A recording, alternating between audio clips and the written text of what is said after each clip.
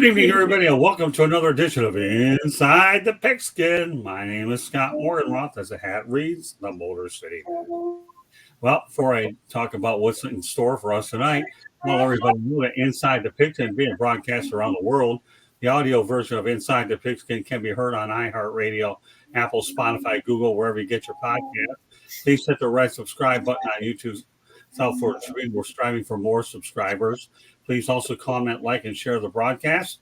Want to be a guest? No problem. Chat room's one way to do it, or kindly send your topic ideas to South Florida Tribune at gmail.com. If you want to advertise cost efficiently, give me a call at 954-304-4941. We broadcast live on Facebook, LinkedIn, Twitter, and YouTube. Our website is www.southfloridatribune.com. Twitter/X is at Tribune South. Candy Ebling is behind the scenes as well as producing the show.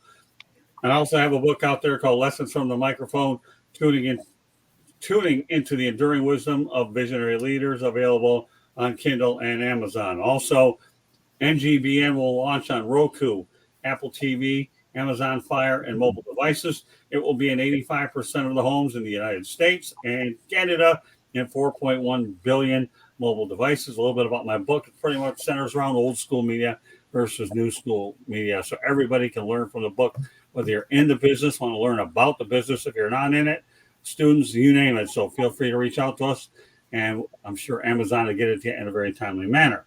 With that said, let me go out there and introduce the crew. George Eichhorn, welcome back. Hi, Scott. Good to be here. Hi, guys. Looking forward to tonight's show. And I'm glad to have you. All right, on to. How's it going, guys? Great to see you all. He's ready. Okay, and Travis Sherlock Holmes, big wide smile every time I call him Sherlock. Yes, sir. Happy to be back. Jacksonville's a military town, so therefore Travis don't have a problem with saluting. And of course, we have Mel Farr Jr. and his grandson. How you doing, guys? Good to be back. All right, glad to have you. And last but not least, the coach of the broadcast, and that's Coach John Bonamego. Welcome back, Coach. Great to be here. Sorry I missed last week. Oh, that's okay. I know you're taking care of business, but you know what? Because you missed last week, we're going to give you an opportunity to comment on two things that were spoken about. The first thing, Coach, is I want your thoughts about Michigan winning the title and the controversial touchdown by Jamaalwilliams in victory formation. So start off with Michigan, and then you can talk about Jamaalwilliams. Well, first of all, with Michigan, I think the better team won. It was a great game. Washington, excellent football team.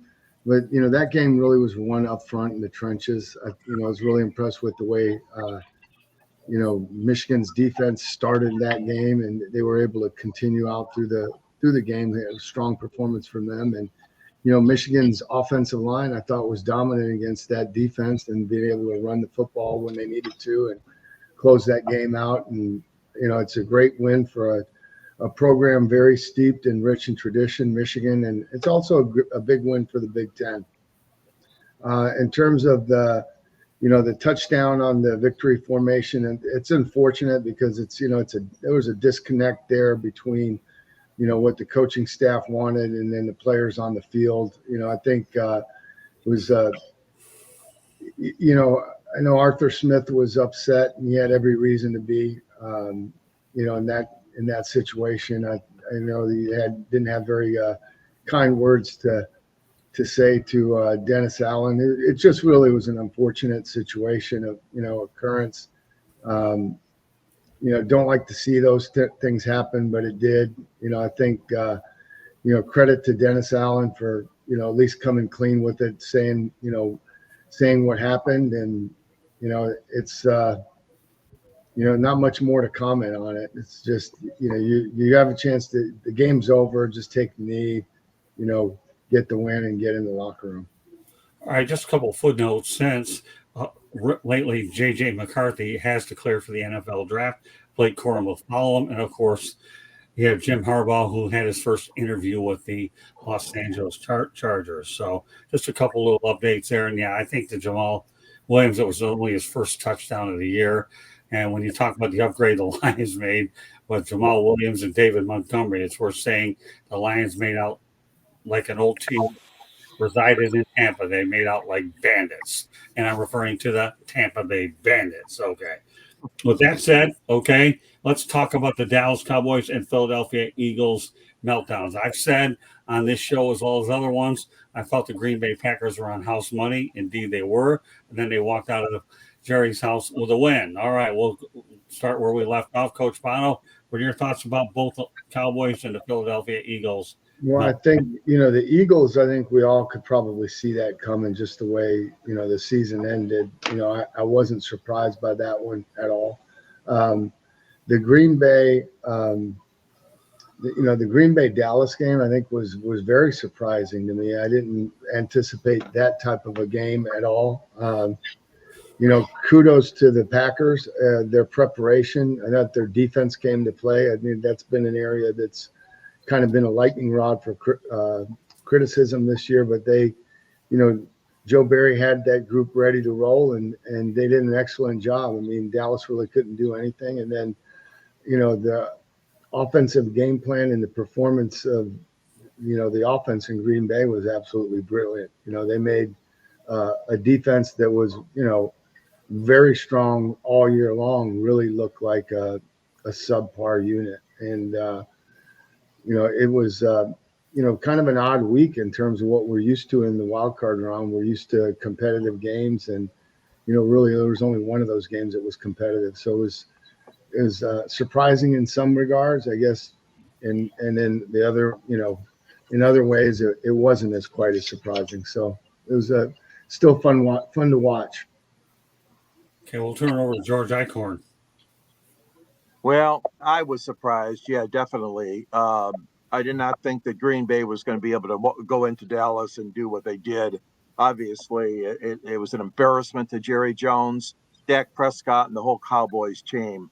And I know Dak feels really bad about it. I mean, we've talked about this before on this show. The fact is that, he can't do it himself. He takes a lot upon himself. He's a really good quarterback. And a lot of times you don't know what supporting cast is going to show up behind him. And I was just totally surprised. And again, Green Bay, you're talking about a situation where you've got a team that's hot. And, we've seen it before. We see it in the college, in the big dance for basketball. We see it in the NFL. Sometimes we see it in Major League Baseball's postseason. It's just, you just never know. You've got to be prepared. You just cannot let anything happen to your team. But again, Dallas, better record. And you got a lot of fans in Detroit that are smiling and say, ha ha, after that game was stolen from the Lions by a bad officiating call against Dallas. And then as far as Philadelphia goes, we all know that they've been such on a downward spiral the last 6, 7, 8 weeks, whatever it's been. It's just a shame because, here you thought a team was going to possibly go to the Super Bowl again. But, they've had a lot of problems there, a lot of internal problems, a lot of coaching changes. And obviously Jalenhurts has not been playing, at 100%. So, yeah, Scott, I was surprised by both those games. But again, it goes to show you that when teams come in for a one-game elimination, you better be on your toes. You better be prepared to try to win that game. All right, I'll turn over to Bo. Yeah, so I mean, the Cowboys game was surprising and not all at the same time. So I figured they were going to win that game by a field goal, but at the same time, it's the Cowboys in January, and that's oil and water. They really don't like to hang out. So it's not a big shock that they went home early, but I think it's the way they played that game that was such a surprise. Obviously Dak could have thrown 6 picks in that game. 2 of them were picked, but there were 4 other ones that hit guys in the hands. So, I mean, those easily could have been a problem. I think probably the biggest surprise that I had from Dallas there is they were playing so soft on defense that it's like they were scared that things were going to get over the top, but then somehow they also weren't guarding over the top. So I'm not really sure where their corners ended up because anything was short, the corners weren't in the view. Anything that was long, the corners weren't in the view. It's like the ball was snapped and they just went to the sideline. It was very weird to watch that game. And then for the Eagles, to your guys' point, they really backed into the playoffs. They finished the season on that 1-5 slide, and clearly there's more than we know has to be a distraction in that building, because there's no reason for that roster to play as bad as they did. So there definitely has to be some other things going on with that team outside of just coaching issues. But I have to imagine, because their defense couldn't stop anything either, that they move on from Patricia, before next season. Yeah, no doubt about that. I'll just add a couple things. Number one, the Packers began to turn things around on Thanksgiving Day. And when the Packers decided to let the Lions go ahead and take the opening kickoff, they decided, let's do it again to Dallas. And obviously, you know what? The Packers got in front of everybody. Again, the Packers took the ball first, just like they took it against the Lions. And boy, the Cowboys got run out of AT&T Stadium. Don't kid yourself, folks. That game, don't let the score tell you what it was. This is a bigger blowout. I don't care what points you score in garbage time to make the numbers look better. To me, the Packers had their number, and you know what? As I said, they were on house money. All right, we'll turn over to Travis. You got it. The Packers had their number. The Packers had the Cowboys' number a lot like the Bills had their number earlier in the season. And the Cowboys, frankly, were just a lot. They were very up and down in that way. It really just depended on how they worked in the first quarter, how they worked in the first few drives. Like if the Cowboys took the lead early, they're a great team for playing ahead. They're a bad team for playing from behind. If you're an offense who was able to continue just attempting to run the ball and playing that play action from it, sucking those linebackers up, they're going to struggle. And that's exactly what it was, to Bo's earlier point. When you're playing a lot of this, cover 3 defense, and you're trying to play your guys deep, but your linebackers are getting pulled up, you're going to either have a lot of intermediate routes that are going to be there. And playing against the Green Bay Packers wide receiver core with these fast rookies, you might even get beat over the top every so often. And that's kind of that's what we saw. Again, it was the same thing we saw against the Bills a few weeks back. So it is shocking, because honestly, I didn't have it on my bingo card for sure. And again, I'm a Matt LaFleur fan. He coached at Northern Michigan when I was there for my my senior season. He was our offensive coordinator. Like we talked about this in the past. That's my guy. And even I didn't see that coming. I'm just gonna call it what it is. So they took that early lead when you're already up 7-0, and then at that point you can keep running the ball, keep play action, and keep attacking those linebackers. It's a wrap at that point for that Dallas Cowboys defensive front, and they're double teaming and triple teaming Michael Parsons. Yeah, that's it. So that's obviously the most surprising one of the bunch. The Eagles are tink. The Eagles are like my Jaguars, man. That end of the season just that's a rough one to come back from. And I mean, I'm still, congratulations, they made it to the playoffs, but it sucks to be that team that might have been one of the best teams in the league to all of a sudden you're out in the first round. So that's just a rough taste in their mouths, and I guess we'll see what they'll do in the offseason to try to fix that locker room. Yeah, again, I'll go along with Bo as far as the Eagles are concerned. Matt Patricia, to me, is long gone in the eyes of Ernie Harwell. And secondly, when you lose your offensive and defensive coordinators a year out from the Super Bowl, that means that Nick Sirianni has to do a much better job at the coordinator position. I think it would be premature to fire him after this year, but then you have to really put him on a mandate next year to see if they can improve it, because they didn't do themselves any justice. They just looked simply bad. I call it a Monday night sleeper is what I did, but I had to watch it because, again, as I segue to what I'm about to segue, we're going to find out who the Lions' next opponent is, and that's why I decided to watch it. And that next opponent is the Tampa Bay Buccaneers. All right, Mel, you've been waiting patiently. Let me go to the comments real quick. Okay, we got Candy Ebling. Okay, go, Pat, go. All right, and there she goes, riding the hot train. Youngest team in the NFL. Defense came to play. Kudos to Love, connecting with his receivers and Aaron Jones. Yeah, Jordan Love is coming of age is what he is. So the Packers, and of course, who can knock Aaron Jones? A fine running back. Now, as I talk to a running back now. Yeah, looking at that game, and just kind of bear with me here as I try to go through this. The Cowboys, if you look at them on paper, they're the better team. Whether it's quarterback, wide receivers, defensive players, whether it's rushing the passer, the defensive backs, linebackers. The Cowboys on paper were the better team, but the team that played for one another, and the team that played better as a team won. And I'm saying, the Cowboys are so fragmented. Starting out with the ownership, he loves the limelight. I mean, I don't know I can't think of any other teams where the owner has a radio show, or even the general manager has a radio show. And I'm sure that Dak probably has a radio show. Micah Parsons probably has a radio show, and some other guys have a radio show. So you got a lot of guys that are playing for themselves and not playing for one another. And maybe they started believing some of the press clippings. Maybe they started, Jerry, because of the way that he runs the team,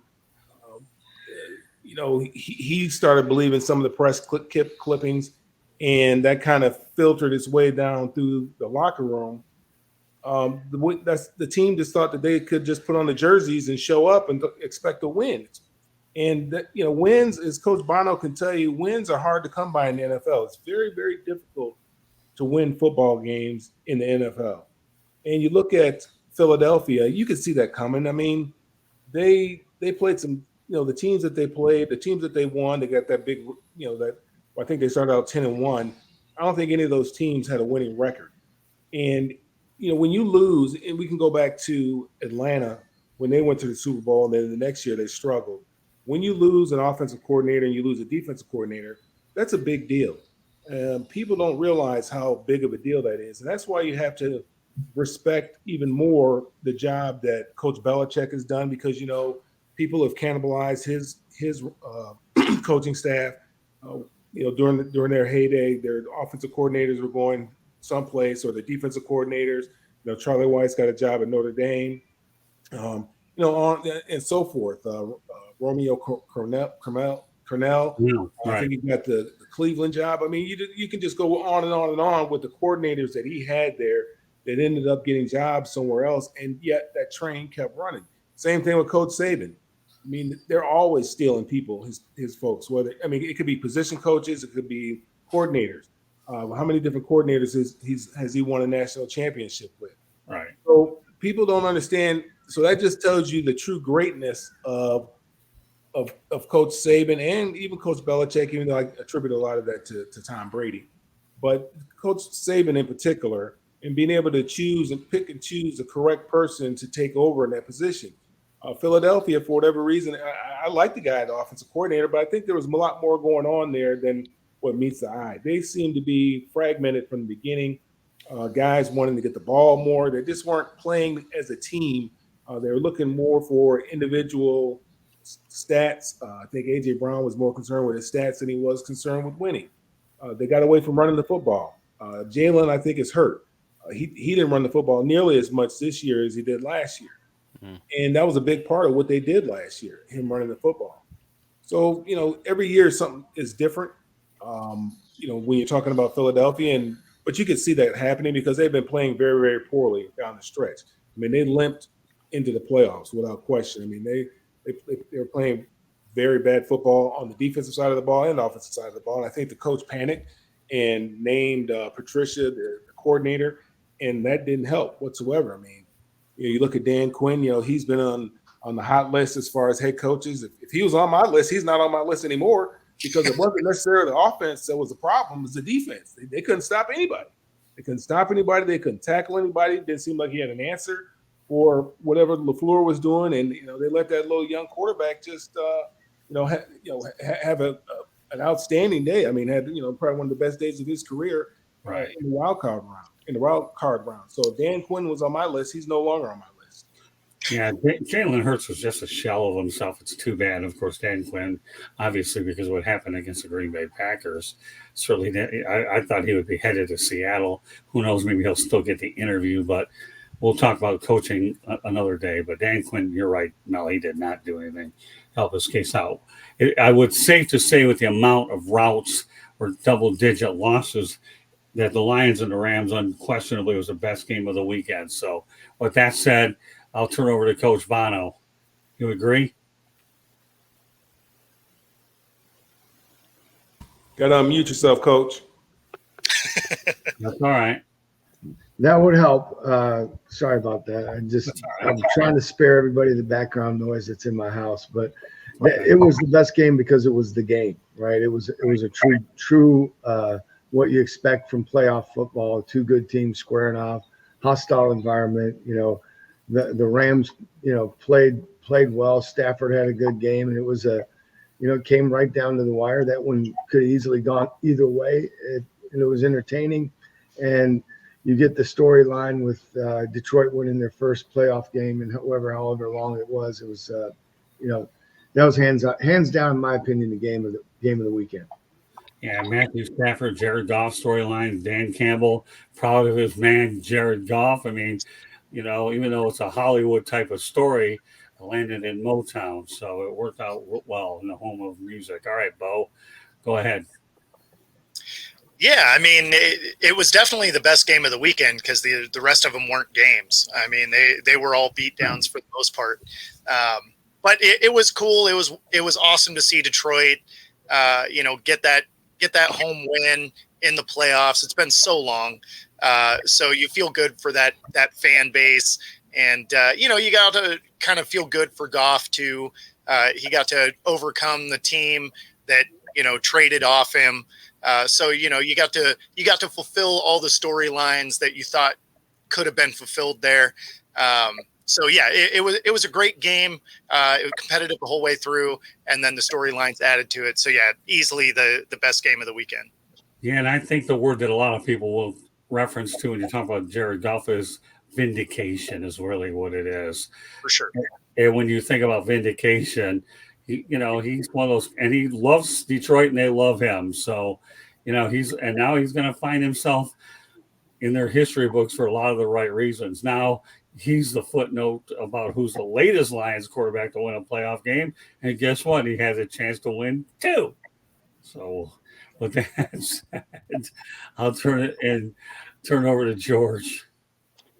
Yeah, 32 years, guys. 32 years is a long time. Since 1991, the Lions had not won a playoff game when they beat Dallas at the Pontiacsilverdome. And Scott and I, of course, remember that game. And I tell you what, the town, so much has been said about this. I mean, the matchup, Stafford coming home. I mean, there was all kinds of extra publicity about that.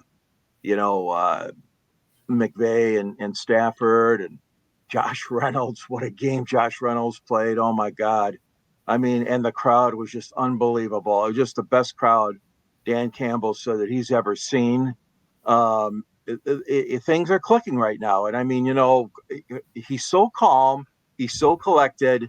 But when you saw that celebration afterwards and those players in that locker room, and they were chanting his name and wanting him to get a game ball, that tells you what kind of team this is and how they're all playing as a unit.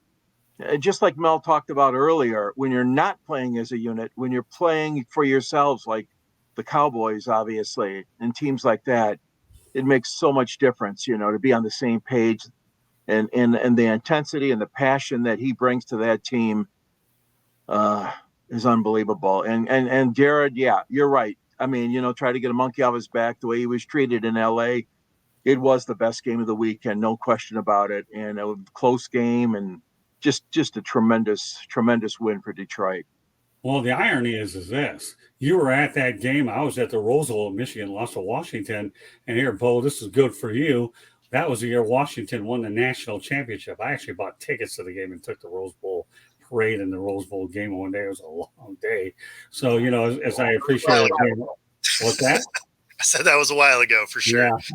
I'm trying to be nice about it, but for a lot of our younger viewers that probably don't remember, although I say we have a veteran crew here, I don't think I'll have to worry about it quite as much. But no, the Washington Huskies won that national championship. George was there at the Pontiacsilverdome, although I called that place home a lot.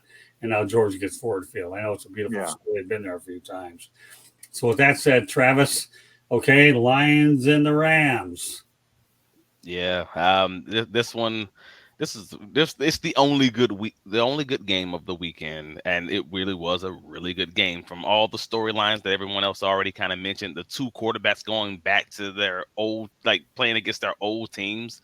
That's already just a very interesting, weird season finale for these script writers. We'll say that for sure. But also like if you've been on any of the socials the week before the game, you probably saw the old Matt Stafford injury when he injures his shoulder game tape, because they've been pushing it all week, and then he gets injured in the game and then comes back into the game to show off his toughness. And like, you get to witness that in that game, in that field. Like, come on, man. Like, how do you write that? I would say that was fake. And if that's WWE in any other situation, but it happened in real life, and we all got to see it. And that was like, it was a great game. There were no outrageously bad calls that you can say, like, you can't put this on the refs. Like, hey, man, the better team won, and it was a hard fought win until everybody else's point. Like, this is a team that is built not like the Cowboys. This is a team that's built more for actual fighting than a team that's built for show. Like, one of these teams were absolutely built for the show of the game, or the entertainment surrounding the sport, and this other one was built like Brad Holmes. He did a job. The man built a team that you actually might not have a problem going to the club and getting into a fight with him after the game is over. After the Super Bowl is played. Like, I'll give him credit on that. Because I say this because I'm a Jaguars fan. And if you don't know, if this is your first time listening to me talk, like, I'm a Jaguars fan, and we were at the same stage of our rebuilding back in 2021, and you guys did it right. And I gotta give the Detroit Lions fans and audience credit. They did it right. They built the trenches. They built a hard team and they slowly crept up, and now you guys have built it, seemingly for the long run. So, great game, great job. Take it in. Hopefully you get another win this week. So are you saying the Jags need to, up their kneecap biting game? We're gonna talk about the Jaguars later. We can't right now. Yeah, he's struggling with that one, Bo. All I'll say about Brad Holmes is, if you get involved with the trade, he's likely to fleece you. I call Brad Holmes NFL's version of Red Auerbach. He will fleece you all day long. He really would. There's an interesting comparison, by the way. Brad Holmes and Red Auerbach. I mean, and he doesn't get enough credit. So not only is he a fleece artist because he's good, and again, you talk about some guys that went over from the Rams to the Lions. He's one of the ones that gets talked about. I think Josh Reynolds was the other one, right, George? Yeah, the waiver wire pickup. You guys got Josh Reynolds for free. Like, what? Free. Still played at the Rams. He certainly had a mission on his chest to go out there and do it as well. But Brad Holmes, fleece artist, this guy's unbelievable. All right, well, we'll turn it over to Mel. Although it seems like Mel's got Ma Bell. Okay, I didn't know if you had a phone or you had your grandson, but anyways, let's talk about the Lions and the Rams. Yeah, I mean, always be cute, isn't he? Oh, for all you people out there that love kids, he's got one. What a great sight! We can freeze that moment in time. Goodness, this is my little buddy here. That game was obviously a game that I was looking forward to. Like I said, because obviously we have a lot of history with the Lions, with my dad, my brother, and my uncle playing there. And then, I played for the Rams. And, my brother and I were talking about it, and he was saying that, that Sean McVay, he was concerned because Sean McVay knew Jared Goff's weaknesses and could exploit those, because obviously he was his coach for a number of years. And I said, I don't think that's really the problem. Really, the problem is going to be whether or not the Lions, what defense shows up for the Lions. Because we know that their defense is sometimey. They're a little suspect. They can't get home with 4, and when they do blitz, they don't get home. And when you blitz, you've got to get home. Somebody's got to come off free.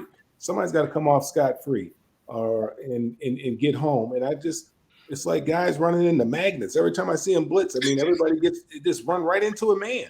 And I just don't understand it. I mean, they don't overload one side or make it look like it's going to be pressure, and then coming from one side and come from another side, and the guys just running in there scot-free. As you see with a lot of other teams, teams just have guys running in there free or either somebody's winning in the middle. And that's what concerns me about the Lions. Now, having, with with Philly having lost, they play Tampa Bay. Hopefully they aren't too confident when when Tampa Bay comes in. And, I don't think that, that their coach is going to allow them to be too confident. I mean, I was one of the guys that was like, who is this guy talking about kneecap biting? But I've had to apologize and really, after I watched the Hard Knocks, and come to say that I think he's the right guy for the job because he's perfect for that city. I mean, he's a blue collar guy. That's a blue collar town. They built that team the right way. You look at Brad Holmes; he's built that team the right way. They built it from the inside out. They're going to run the football. They're going to hit you in the mouth. They're going to play hard. They're going to play physical. It's nonstop. And so I do believe that they got the right guy for the job. Now, the one thing that I was thinking about, and just bear with me here, Midwest teams, the Lions are one of 3 teams in the Midwest that have a dome, right? Minnesota and also Indianapolis. Just think, and I know that the dome is nice for the fans and so forth, but just think if they had an open air stadium with the stadium opened up towards the river, so some of that cool, crisp air could get in there. What type of advantage they'd have right now? Okay, you'd have the Rams coming in. They don't want any of that cold weather. I played in cold weather when I was with the Rams. Matter of fact, we played 3 cold weather games consecutively. We went out to New England, went back home, then came to Philly, and came back home, and then went to the Giants. And playing in cold is no fun. Guys were catching on fire in front of that tornado, that big tornado heater. I mean, you could smell people's uniform burning because they're so close to that big heater. Now, just think. Now, Tampa Bay would have to come play in this cold weather. Wouldn't it be nice if Detroit decided to build the next stadium that they build would be an open air stadium? It's only a few games and folks would have to deal with the real cold air, but what an advantage it is for the home team. You look at Kansas City and the way they just dominated Miami. Miami didn't want to be out there in that cold. Not at all. So when you have an advantage like that, you have to utilize it. I mean, Buffalo, open air stadium, Cincinnati, Cleveland, Baltimore, both the New York teams, Pittsburgh. I mean, we need to have an open air stadium in Detroit so that we can have a true home field advantage. Let me tell you something, Mel. If the Lions build another stadium in 50 years, you know what? I'd have to do the math, but I think I would be about 111. So I can tell you where I'll be when they build it. I'll be in a cemetery in Milwaukee, okay? It's called taking a concrete nap, okay? I'm not going under, so those, whatever you want to call it, can go at me. I don't know what they do upstairs, but I know I'm not having no part of it downstairs.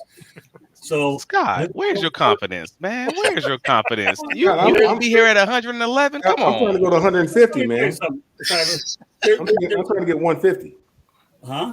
I'm trying to get to 150. That's what I'm working on. There we go. There we go. 62 would get at least Social Security, but still, it isn't about confidence. It's about knowing that very few people understand I have a game named after me that you can buy at Walmart called Operation, because when you've had 29 of them, then you won't have to worry about finding out what parts of my body were operated on. Just go out there and buy it for whatever they charge these days. But my confidence is this. I'll be taking a concrete nap in Wisconsin, Milwaukee, Wisconsin, next to my wife. I don't know much about him, but like I say, I know what happens down there. And, I like the Travis Holmes reference when he talks about a WWE thing here, because I never thought I'd see WWE mixed in with football. Although I should say Brock Lesnar made an attempt to try to play football, and he thought better of it instead of getting beat up every day, get beat up once every few months. It's a little bit of a better career decision. So, no, or at least a retractable, then have it open when the warm weather teams come up. But, I mean, we could get into that Miami Dolphins, Kansas City thing all day long, but the Dolphins were at fault for that because they couldn't beat Buffalo at home. And guess what? They ended up getting a ticket to Kansas City, and they weren't eating barbecue. They were being, I would consider, they were like frozen custard. And the term that defines the Miami game is the Kansas City Chiefs went ice fishing. So we'll leave it at that. So with that said, everybody comment on the Lions and the Rams. We're going to whet your appetite. Everybody get in? All right, good. So we're going to start out with Bo, the game you're looking forward to this weekend. The thing that's funny is there's actually not really one. I like the lineup. I actually like all 4 games here. KC and Buffalo, that's going to be an electric game, or it should be. Tampa and the Lions is going to be cool. Both scrappy teams looking to prove something. So that's a fun way to go. Baltimore Texans, seeing what CJ Stroud can do against that Baltimore defense, I think could be amazing. And of course, Green Bay at San Fran. We just saw what Green Bay did in Dallas. So is that really what Green Bay is? Dallas really that bad? We're going to find out. So actually, I don't know that there's one game that I'm looking forward to more than I think we're actually going to see some playoff football this week as opposed to that dumpster fire we watched this last week. Well, you know what, Bo? For the first time in my entire life, I'm going to call you Barry Sanders because you eluded my question better than you. That's okay. I'm more than satisfied to put you in the same sentence with Barry Sanders. I'll take that. That's all right. You did a good job. I'm just saying that you had more moves on this show, or as many as Barry Sanders and George and I had a chance to watch him play all the time. So that's okay. Your answer is acceptable because I'm sure a few of us will come up with our own. All right. With that said, Coach, you're next. The one I'm probably most looking forward to is Kansas City and Buffalo. I think it'll be a great matchup. Anxious to see Mahomes play his first playoff game on the road. But I'm with Bo. There's a lot of great matchups, man. My dream scenario would be, Green Bay goes down and upsets San Fran, and Detroit has the opportunity to win and have the NFC Championship game at home in Detroit. Wouldn't that be something? I'll tell you, really got you got my wheels turning. It doesn't take much to get my wheels turning, but boy, you just did. Good job, Coach. Okay. All right, Mr. Detroit, George Eichhorn. Well, of course, I'm looking forward to the Lions game, but I agree. There's 4 good games there, interesting matchups. You think back to last year, and remember the Lions finished 9-8, and they prevented Green Bay from making the playoffs. So, Green Bay's got some sweet revenge going, okay? Also finishing 9-8, Tampa Bay, interesting enough. And they're both in the Elite 8 right now. And the Lions, which a lot of people didn't think they could win a playoff game. So you got a lot of storylines here. It's going to be an incredible weekend of football, doubleheader both days. And the Lions, Scott, get Mike Tirico once again behind the microphone. Remember Mr. Asterisk on opening night and the Kansas City victory for Detroit? And Mike wanted to put an asterisk next to it. Well, he's eating some more crow this week because guess what? He and Collinsworth are back at Ford Field for Sunday's game. But yeah, I agree, Bo. I mean, there's so many great games, and you guys illustrated that Green Bay, and I'm looking forward to that one too in San Francisco, and it's going to be a fun weekend. Well, you were at the game. Was there any asterisk signs out there? Anybody talking to him about it? No, I didn't see any, but there's probably a lot that maybe didn't get shown on television. A lot of those signs, of course, the network has to be very cautious about putting up, and not that they're dirty or anything like that, but some people do have some crazy signs. Yeah, well, I didn't see one though. I didn't know if you had heard any talk in the press box at all. That's what I did notice Collinsworth a couple of times too. He said on the broadcast about. Yeah, Mike, you live around here. He didn't say Ann Arbor by name, but yeah, Mike, you live around here. Yeah, but anyways, yeah. You painted a good picture.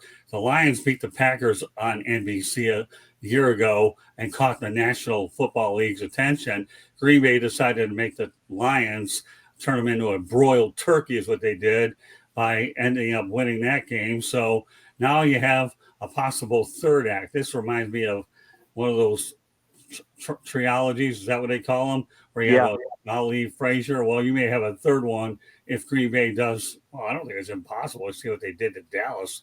That'll be the most interesting game on the planet. But we'll turn it over to Travis. This is a weird one because I like everyone else. If you're a fan of good football, you are going to love this weekend. And I'm a fan of all the games. But if I have to pick one, I'm I'm intrigued. I'm curious. I'm most curious about this Texans versus Ravens game because it's a game where they're going to be playing potentially in freezing temperatures, a lot like that Kansas City Miami game that we just saw. And I'm just curious which team's going to actually like play better just within that weather. Like you got a Ricky CJ Stroud who hasn't really he hasn't had to play through something like this just yet. So I'm just kind of curious what that's going to look like for that team that generally struggles running the ball, but also the Ravens who have had basically a 2-week bye at this point. Potentially may even get Mark Andrews back. So I'm wondering if that's going to be any rust there, and they're the favorites, for the AFC. So I'm just kind of curious what that's going to look like, because it's not to say that the Texans are a team that couldn't upset them. And weird as it is, the Ravens are actually worse at home this year. They're not a bad team on the road or at home, but they're just worse at home. They're 6-3 versus 7-1.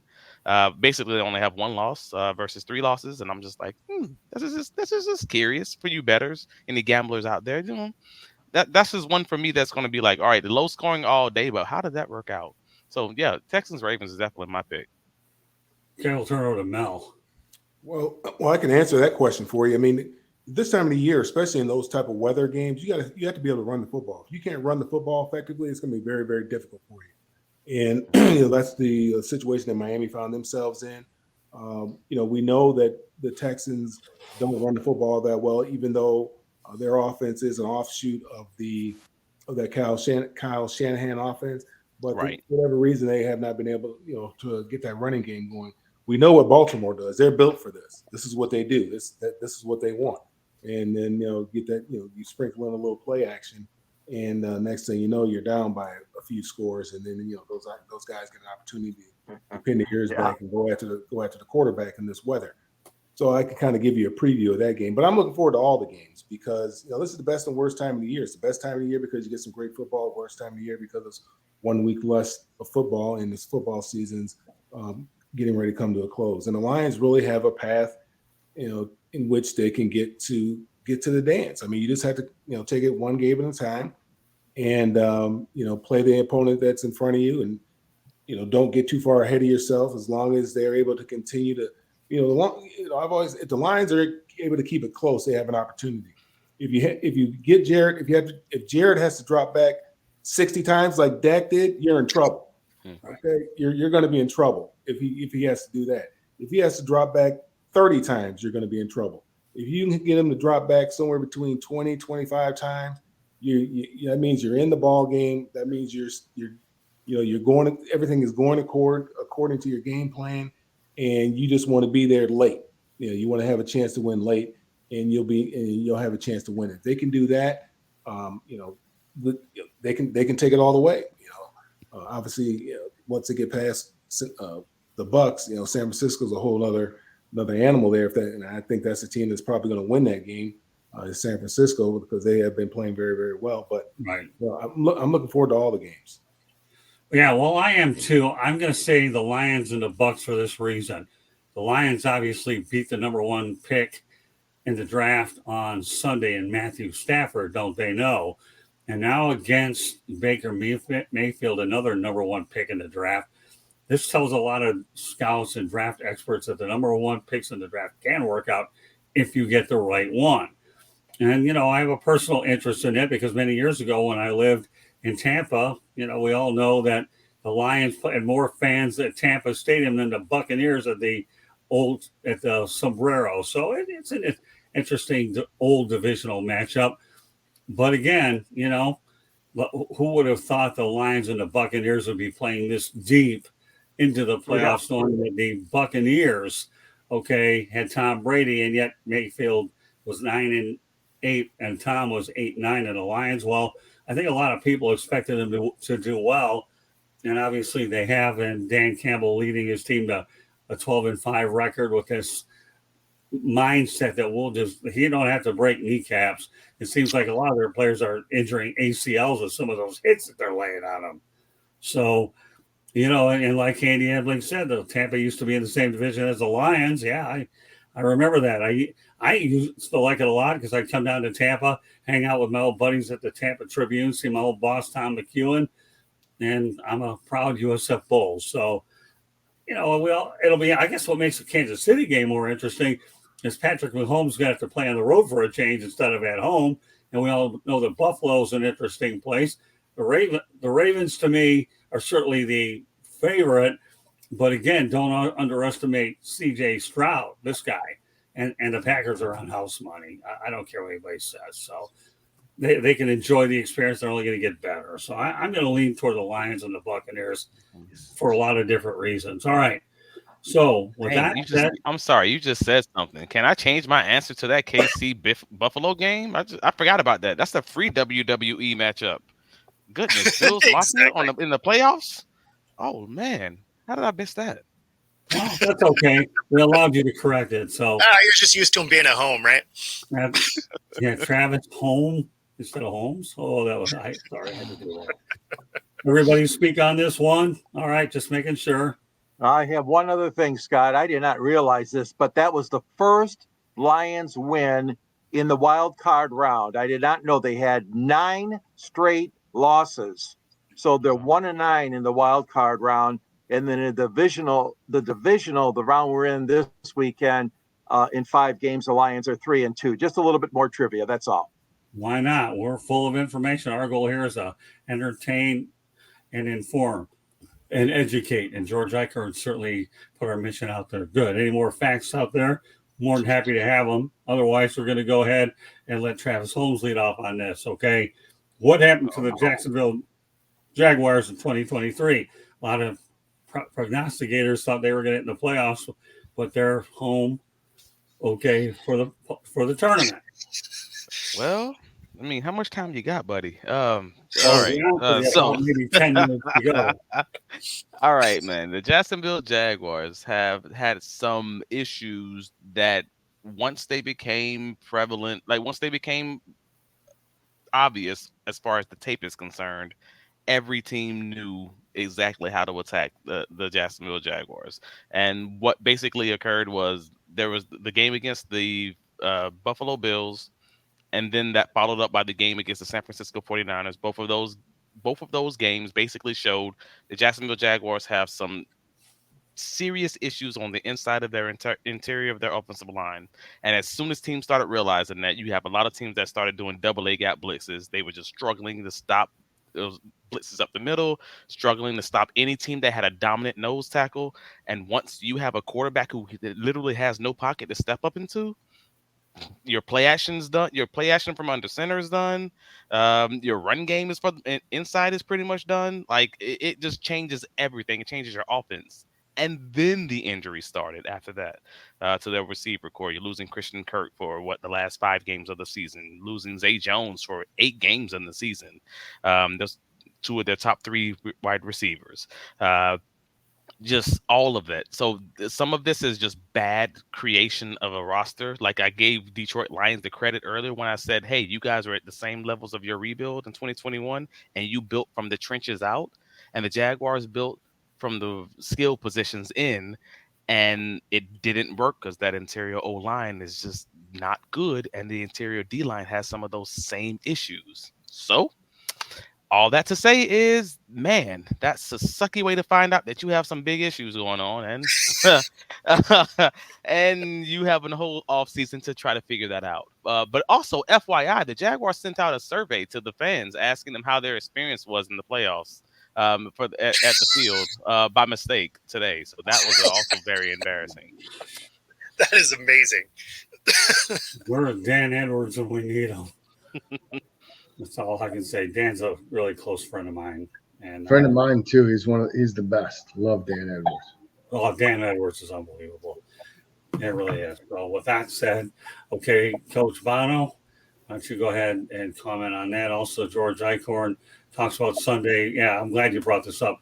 A doubleheader in Motown with the Bucks and the Lions at 3, and the Lightning and the Red Wings moved from 5 to 7 p.m.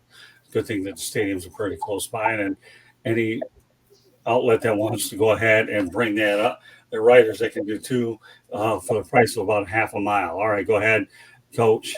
Well, I mean, I think Travis did such an outstanding job of summarizing that. You know, I don't know how much more there is that I can really add. I can just know this, that, you're looking at a team that started off 8-3, had a lot of promise, and then finished 1-5 down the stretch and ends up missing the playoffs and really, lost the game on the road in Tennessee that really they should have won. They were a better team. I think, with all of the things that Travis so eloquently outlined for us, I think one of the things that with a young team, and this one falls back on coaching. I think that as human beings, we are much better adept to handling failure than we are handling success. It's difficult for teams, for individuals to handle success because you start to build that hubris or that false confidence, thinking that you have arrived. You're reading the press clippings where when you have adversity, if you're worth anything, your instinct is to, circle the wagons, your back's against the wall and you're going to come out swinging. So I think that's one of the areas that, along with what Travis outlined for us, where I think they failed. They weren't able to handle that success and sustain the momentum and, keep that competitive edge that you have to have. Like Mel said earlier in the show, it is very, very difficult to win games in the National Football League. Everybody, any given Sunday, irregardless of what the record of the team is, who's playing, who's not playing, they're professional football players, professional coaches, and you're going to get everybody's best shot. So I think that's one of the things as a young team they've got to learn is stick to the process, be more process driven. I certainly think, one of the things that can't go unnoticed is Trevor Lawrence getting hurt. I mean, he's a young player, he wasn't practicing and you could see it. I mean, you got to give him a lot of credit. He still went out there and competed, but it's hard to be on your A game when you're hurt. And it's hard to be on your A game when you miss practice, especially a young quarterback. He needs the reps in practice. He needs to make those throws. He needs to make those checks. And, I know for a fact there were a lot of weeks where he wasn't out there until Friday. He's missing the bulk of the week and then going out and competing on really one day of which is the lightest day of practice in the NFL, which is Friday. So that's my 2 cents. Well, I just wanted to say one thing. You just said something that I forgot to mention, and I'm happy you brought it up. I did a breakdown of Trevor Lawrence's interceptions on my Twitter a week ago, and he had 14 interceptions, and 8 of them came on miscommunications or tip balls from his receivers. 8 of his 14 interceptions on the season. Yeah. So what you just said, him being injured all those weeks and not practicing with those guys, meant they were on the same page, and all those option routes and things of that nature, you hit it dead on. And with the changes that they made, I mean, look, I'm a coach. I hate to see any coach get fired. I really do. But I'm glad that at least for his sake that they kept the offensive side pretty much intact, because one thing you don't want to do with a young quarterback is he'd be playing for another, he'd be his third offensive coordinator in 4 years or whatever. That's not a good formula when you're trying to continue, which he is a developing guy. He's an ascending player. He has, he's nowhere close to as good as what he could eventually be in my mind. So again, I've talked too much. Thank you. Oh, no, I think you've done great. I love watching you talk more because you bring as much of the show as anybody. I'm not knocking them, but having coached in this game, all we can do is learn from someone like you. I mean, everybody brings their own dynamic personality to the show, but when you're talking to a coach that's been there and done that, that's fine. All you did was just make it easy for me to talk less on this topic. I'll say this. Anytime Trevor Lawrence misses one game, which he did, you got a problem, okay? And number 2, what happened to the Jaguars? They had a postseason hangover is what they did. As a result, they missed the playoffs. And I will keep my comments short so I can turn it over to Mel, who has all of about a couple minutes before he has to put the little guy down. So go ahead, Mel. Why don't you talk about this? And then I'll let you go by letting everybody know how you can be reached. Go ahead. Talk about the Jaguars. but not on mute. Because I didn't take. Sorry about that. No, I didn't go ahead. Looking at it from Take lip reading. afar, because I don't have a great knowledge. I don't follow him too much. But yeah, the fact that Trevor Lawrence got hurt really hurt the team. I mean, he's been hurt pretty much all year. I think it started out with a little banged up knee, if I'm not mistaken. And then towards the last couple of games of the season with that shoulder injury, and it was his throwing shoulder. For a quarterback or a pitcher, that's a big deal. For a guy that's throwing a fastball, he's throwing fastballs. He's not throwing junk balls. He's not throwing curves and change ups, knuckle balls. He's got to be able to throw a fastball. For a guy that's throwing a fastball, that's a big deal for him. And kudos to him. You take your hats off to him for wanting to go out there and continue his streak. But you have to say that they're going to go as he goes. So if he's unable to play, that makes it very, very difficult for them. And then, I think Travis talked about it. They do have to address the offensive line. They have to get him some protection, and they have to limit the turnovers as well. I mean, that's a problem. They do have to limit those turnovers, him turning over the ball in particular. But I think that like I said, it's hard to win, man. Every one of these teams, they got coaches. All those guys are getting paid, and everybody has families that they're trying to support. Everybody's trying to keep their job. So it's very, very, very difficult to win in the NFL. And if you can appreciate that, you can understand, you wouldn't, and the thing that bothers me, and like Coach Bono said, he's a coach. He doesn't like to see anybody get fired. But, boy, these pundits like to fire folks in a heartbeat. I mean, in a heartbeat. I mean, they want Mike McCarthy's head on a platter right now. Man, the guy, all he's done is won 12 games a year. I mean, that's all the guy's done. When they won, I remember the Ohio State coach, man, they won his head on the platter. I mean, all the guy did was average winning, 10 games a year. They won his head on a platter. I don't understand it. They're so quick to fire guys. It takes time, man. Just think if they would have fired Campbell after the first year. Where would the Lions be right now? You got to have some patience. You got to trust in the guy that you've hired. I've talked to this before. These are billionaire businessmen. Supposedly they make good decisions, but they can't seem to get that hire correct. But you have to give them an opportunity. You have to give the guy an opportunity to coach, for his philosophy to take a full effect.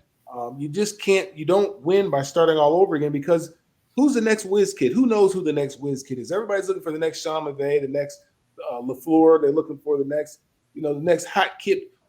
There's only so many of them out there. The next Kyle Shanahan. There's only so many of those whiz kids out there. Sometimes you just got to dance with the girl that you brought to the dance. That's what you got to do. And, she may have two left feet, but you got to work with her and teach her, just side to side.